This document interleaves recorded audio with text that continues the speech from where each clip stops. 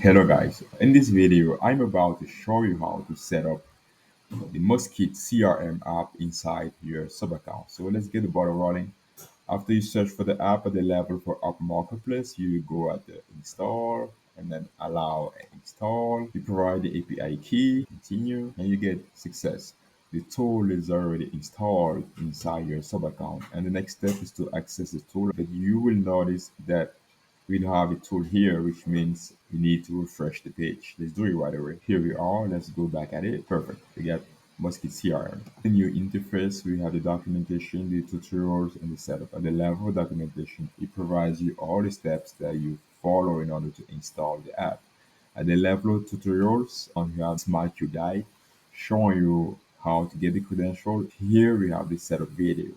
And finally, we have the setup, which gives you the status of the app.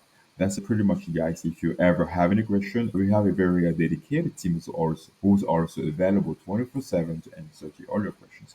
Thank you for watching.